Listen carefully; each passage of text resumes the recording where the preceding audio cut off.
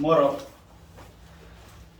Täällä on kantanut tavaroita sisälle. Hommasin tosiaan ton Lagunan Fusion 1 pöytäsahan ja sen pitäisi ainakin tämmöisen harrastelijan hommiin ainakin olla erittäin hyvä, että ei ainakaan koneesta pitäisi jäädä kiinni, ettei jotain voi tehdä.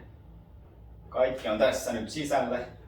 Sitten ei mitään muuta kuin pitäisi alkaa kasaamaan. Tää pöytäsahahan oli kokonaisuudessaan pakattuna todella hyvin. Eli tässä on tää suurin osa, mitä tuolta laatikosta löytyy. Toi itse sahauspöytä, se on nyt väärinpäin tuossa lattialla odottelemassa kasausta. Siellä on varsin jykevä valurautapöytä. Katsotaan tarkemmin sitä sitten, kun käännellään toisinpäin. Täällä oli valmiina tehtaalla kasattuna. Siinä on moottori paikallaan, 230 voltin malli mulla ja 1450 wattia oli siinä tehoja. Siellä on valmiina kiinnitettynä toi purunpoistoputki, mutta mennään siihen tarkemmin myöhemmin. Laatikossa päällimmäisenä oli tämmönen paketti. Oli aika mukavasti pakattuna kaikki tavarat. Ei ole paljon ylimääräistä tilaa ja kaikki on siellä hyvinkin tukevasti. Täältä löytyy kaikki tarvittavat osat, että mitä tuohon sahauspöydän kasaamiseen tarvitaan. Ja kaikki vaikuttaa olevan hyvin tehtyä ja varsin jämäkkää ja tukevaa tavaraa. Täältä löytyy vasteet, kääntöpyörät ja sitten sieltä löytyy ruuvit erikseen ja kaikki muut. Mutta lähdetään kasailemaan tuota jalustaa seuraavaksi. Tässä oli kasausta jo odottelemassa noi jalustan osat. Siinä on erikseen hankittu noin lisävarusteena siirtopyörät. Laitetaan nekin siihen paikalleen. Ja sitten hankin vielä lisävarusteena myös ton toisen halkaisuveitsen siihen, että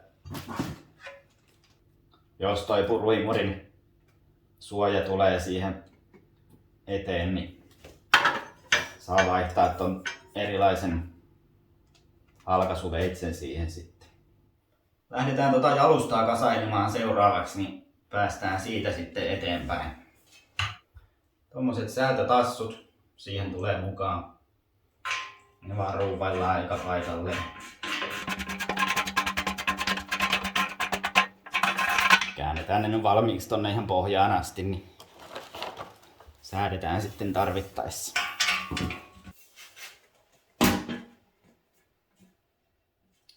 Seuraavaksi aletaan kiinnittelemään noin jalustan seinät paikalleen.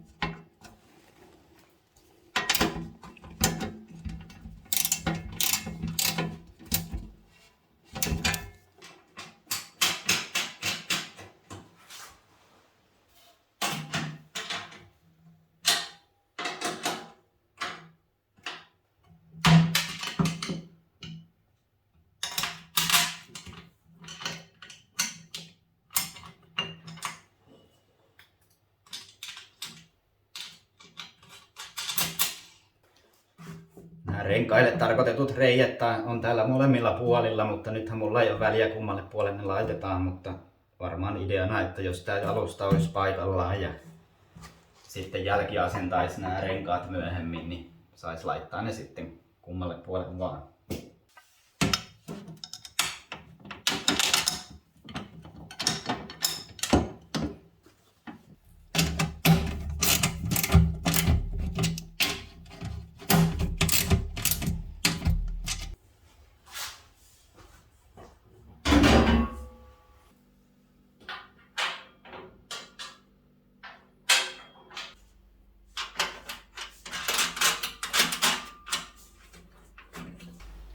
Jalustan kasaamiseen mä en oikeastaan löytänyt mitään ohjeita siinä ja mukana niitä enkä oikein netistäkään meinannut löytää, että joko ne on vaan hyvin piilotettu tai sitten niitä ei oo.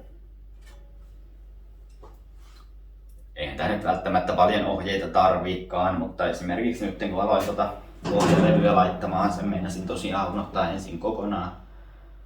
Ja nyt en oikein tiedä, että mitkä ruuvit tuohon on tarkoitettu. Tommoset pienet ruuvit tuolta kyllä löytyi, mutta nääkään ei meinaa oikein hyvin mennä siihen. Nyt on kyllä kuulkaa sellainen juttu, että mä en todellakaan keksi, että millä toi on ajateltu kiinnittää toi pohjalevy tonne. Ja kun se nyt on kuitenkin vaan se pohjalevy, se ei vaikuta mihinkään sen enempää, niin mä ajattelin, että mä nyt pääsen homman kanssa etenemään, niin poraan ihan pikkasen isommaksi noin reijät ja kiinnitän ne sitten noilla omilla muttereilla kiinni. Niin siinähän se selviää.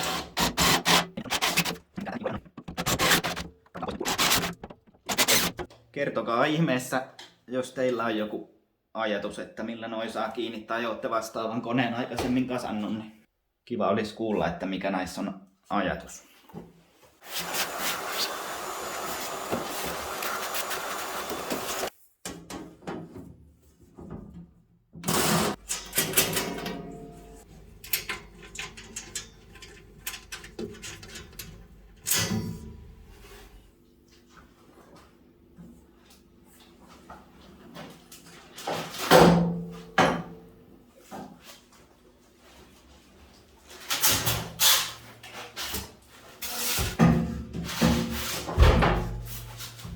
Ohjeen mukaanhan tää pitäisi ensimmäisenä ottaa tästä pois tää suojamuovi. Ja sittenhän tässä on vielä tämmönen suojarasva päällä tai suojaöljy, mikä siitä myös pyyhitään sitten pois puhtaalla rätillä tai vanhalla teepaidalla. Ja ehkä voin suositella tekemään tämän ensimmäisenä ohjeen mukaisesti, kun tää tosiaan nyt tätä rasvaa on vähän joka paikassa, kun tätä on tässä käännellyt ja nostellut, ja sitten tosiaan tää on aika liukaskin vielä sitten kun tätä kääntelee, niin kannattaa ehkä ensimmäisenä pyyhkiä tää puhtaaksi.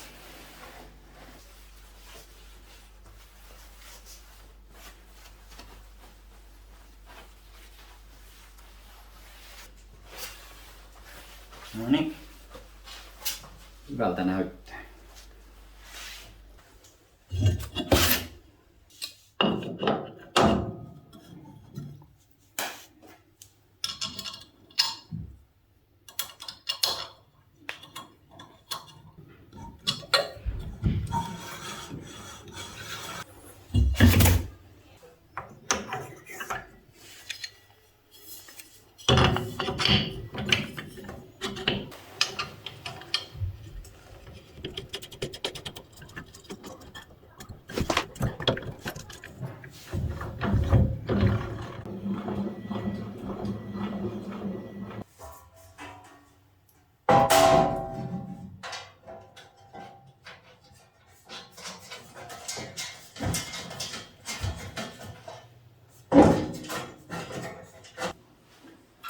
Tää vähän kyllä arpomista, että millä ruuvilla mikäkin menee kiinni ja missä järjestyksessä kannattaa kasata, että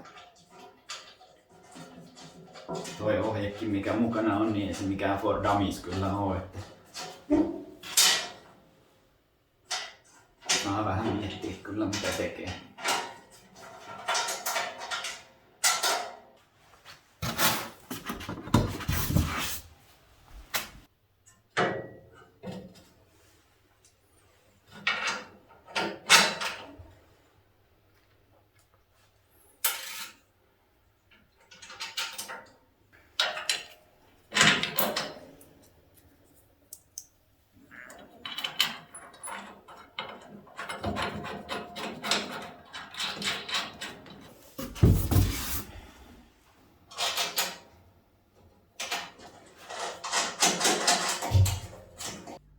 Sitten nämä takatuet tänne vielä paikalleen, niin noin kaksi on tonne valurautapöytään kiinnitetty, mutta tää viimeinen pitää sitten katsoa, että se kiinnitetään tai kiristetään kunnolla vasta, kun toi vatupassilla katsottu toi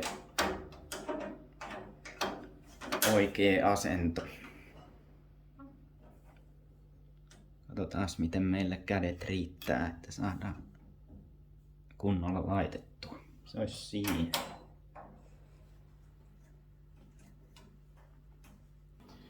Eli tässä on ideana, että eka laitetaan nämä mutterit paikalleen ja sitten noin pujotetaan sinne läpi ja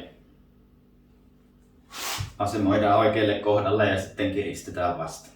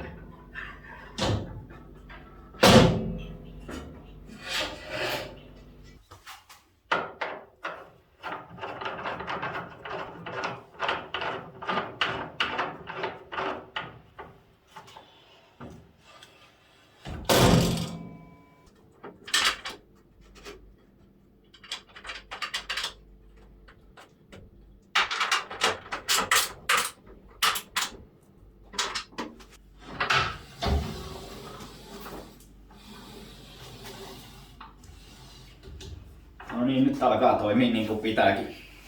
Kertaalleen piti vähän vielä löysyttää noin kaikki ruuvit tuolta ja katsoa vatupassilla, että nämä osat on suorassa ja pöytään nähdenkin vielä suorassa, niin sitten se lähti toimimaan oikein.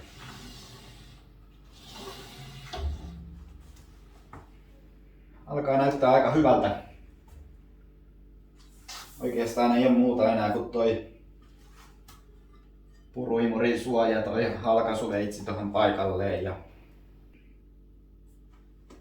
vähän säädetään, että nämä mitat tässä näyttää oikein. Sen nyt saa oikeastaan säädettyä paremmin vasta sitten, kun tekee ensimmäiset koesahaukset. Muutenhan tämä alkaa näyttää aika hyvältä.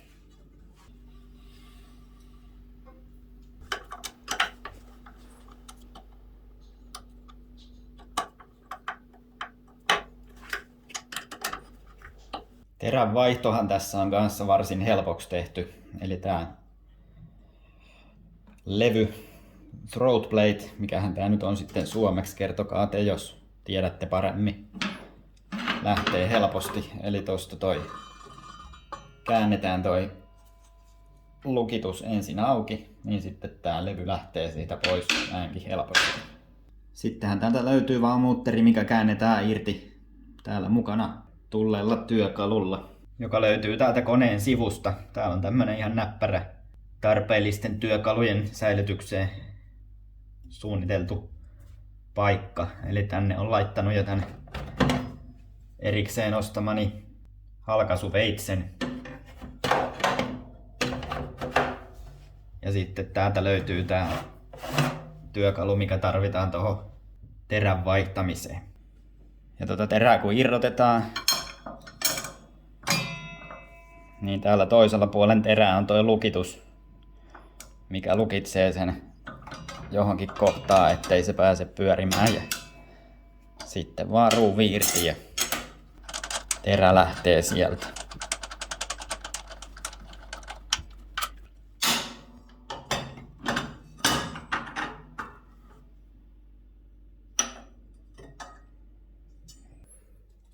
Tästä levystähän löytyy myös 4 säätöruuvia joka kulmasta 1. Niillä pystyy sitten säätämään tietenkin, että tää levy on samalla tasolla ton pöydän kanssa. Pienellä kuusiokoloavaimella, mikä tuli pöydän mukana, niin saa tätä nostettua. Tässä vähän sama juttu kuin kaikissa muissakin säätämisessä, niin tuoltahan näkee, että sieltä paistaa vielä valoa, niin sitä säädetään sen verran, että se valo sieltä katoaa.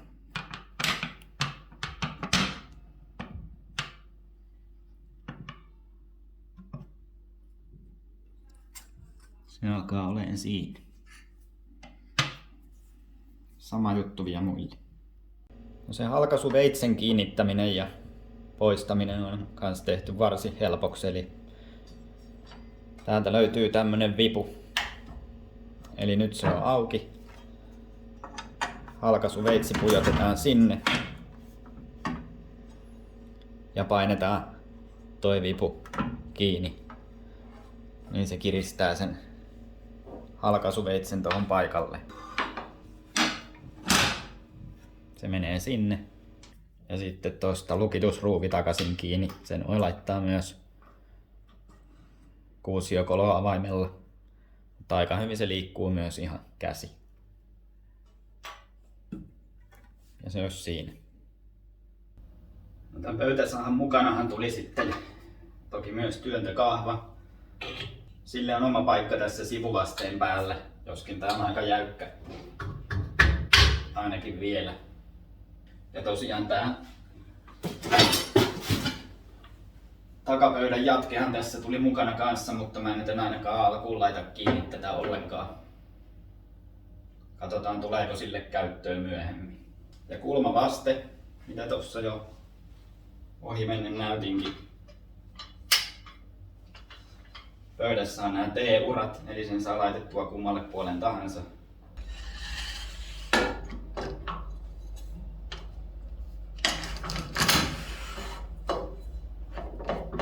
Ja voidaan tosiaan käyttää kulmavasteena tai sitten ihan suorien kappaleiden halkaisuun.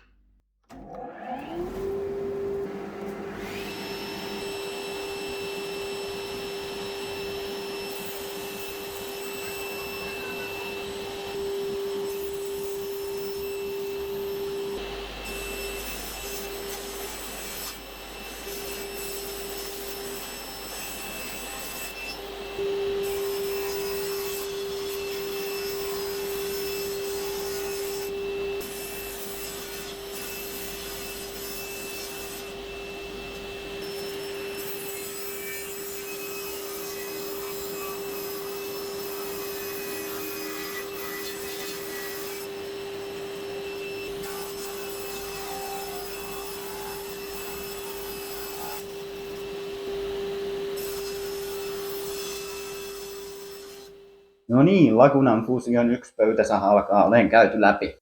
Takajatkopöytä oli varsin näppärä nyt ainakin, kun mulla ei tähän tullut vielä sitä omaa uutta työpöytää perään. Se on hyvinkin käytännöllinen, ainakin vielä tässä vaiheessa. Vasteissa ei käytännössä pienintäkään klappia ole. Siitäkin löytyy kyllä muiden tekemää videoa tuolta netistä, missä näitä on tarkemmin testailtu. Eli varsin suoraa tavaraa siitä saa kyllä sahattua tällä Lagunan omalla vasteella. Ei muuta kuin laita kysymystä, jos tulee jotain kysyttävää koneesta. Vinkkejä ja ehdotuksia, minkälaista vastetta ja kelkkaa kannattaisi lähteä rakentamaan, jos sellaisia teiltä löytyy. Kuten sanottu, itse en ole tässä hommassa vielä mikään ammattilainen, varsinkaan näiden omien vehkeiden kanssa. aikaisemmin tullut lähinnä käytettyä muiden koneita.